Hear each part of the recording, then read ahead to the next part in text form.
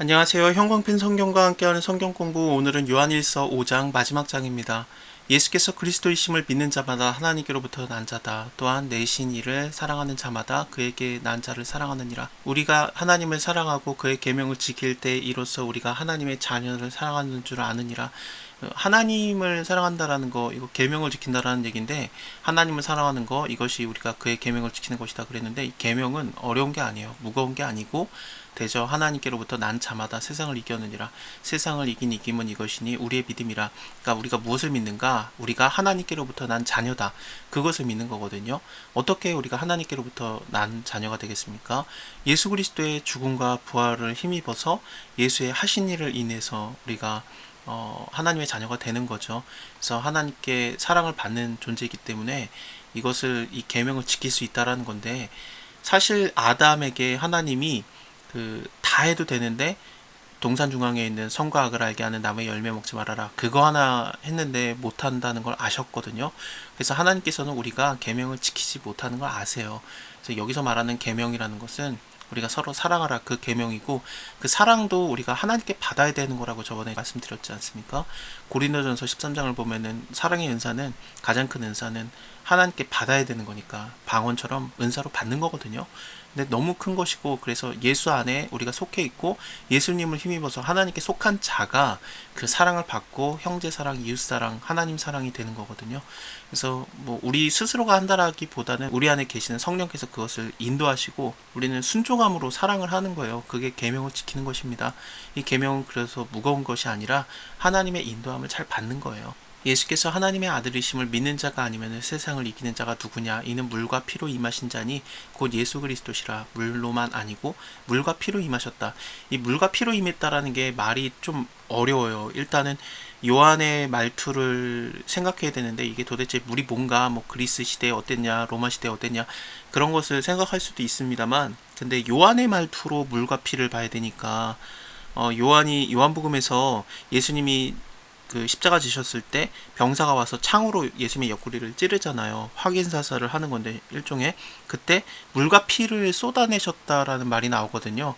그 말은 뭐냐면은 모든 생명을 다 쏟아내셨다라고 보는 것이 옳을 것 같습니다. 그러니까 예수님이 실질적인 생명을 얻은 존재라는 것을 봐야 되겠죠.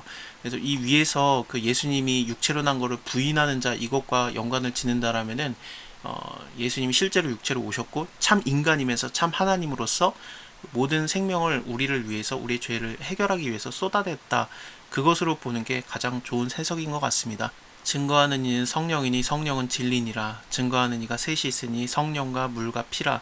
또한 이 셋이 합하여서 하나니라. 유대인들은 두세 사람의 증인이 꼭 필요한데, 그렇기 때문에 여기에 증거하는 이가 셋이다라고 나오는데, 성령 하나님이 증거하시고 물과 피는 여기 분명히 예수 그리스도라고 돼 있으니까, 물과 피로 임하셨다라고 나오니까, 그래서 성령과 예수께서 그 증거가 되어 주신다라는 거죠. 물과 피 자체가 예수님이라고 하는 건 아니고, 물과 피로 임하셨다라고 하니까 육체를 입으신 예수님께서, 육체로 오신 예수님께서 우리를 위해서 모든 그 생명을 쏟아 주셨고, 물과 피를 쏟으셨고, 성령께서 우리를 인도하시고 함께 하신다, 그렇게 보시면 될 것 같습니다. 만일에 우리가 사람들의 증거를 받을진데 하나님의 증거는 더욱 크도다. 하나님의 증거는 이것이니 그의 아들에 관해서 증거하신 것이라. 하나님의 아들을 믿는 자는 자기 안에 증거가 있고, 하나님을 믿지 아니하는 자는 하나님을 거짓말하는 자로 만드나니 이는 하나님께서 그의 아들에 관해서 증거하신 증거를 믿지 아니하였음이라.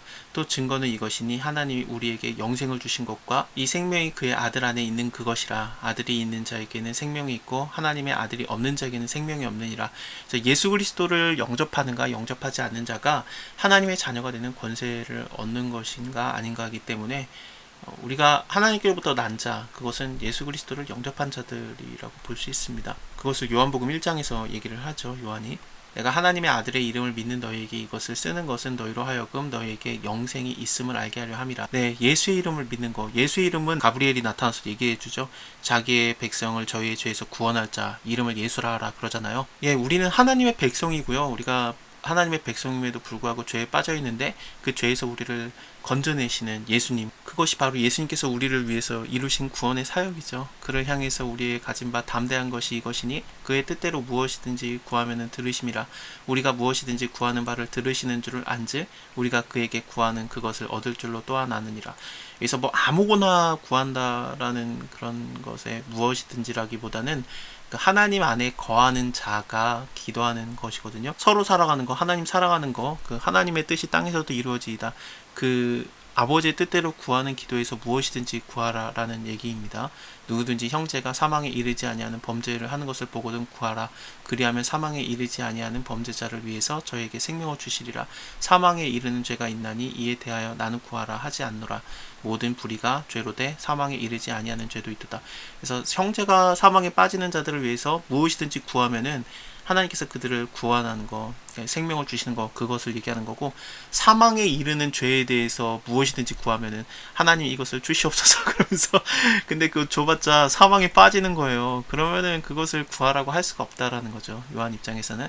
그러니까 무엇이든지가 아무거나라는 게 아니라 그의 뜻대로예요. 그의 뜻대로. 아버지의 뜻대로 무엇이든지 구하면 들으심이라. 라는 거죠. 하나님께로부터 난 자마다 범죄하지 아니하는 줄을 우리가 아노라. 하나님께로서 나신 자가 저를 지키심에 악한 자가 저를 만지지도 못하느니라. 또 아는 것은 우리는 하나님께 속하였고 온 세상은 악한 자 안에 처한 것이며 또 아는 것은 하나님의 아들이 이르러 우리에게 지각을 주사 우리로 참된 자를 알게 하신 것과 또한 우리가 참된 자 곧 그의 아들 예수 그리스도 안에 있는 것이니, 그러니까 이것은 하나님께 그냥 받은 거예요. 하나님께서 우리에게 지각을 주신 거고 그렇기 때문에 아는 거고 그의 안에 거하는 겁니다. 그는 참 하나님이시오 영생이시라. 자녀들아 너희 자신을 지켜서 우상에게서 멀리하라. 하나님에게 거하고 우상은 멀리하고 그래야 되겠죠. 자, 이렇게 요한일서 다 봤습니다. 다음에 요한 2서에서 적그리스도를 집에 들이지 않는 거, 그들을 어떻게 판단하는지에 대해서도 한 번 더 정리를 해줍니다. 감사합니다. 다음에 뵐게요.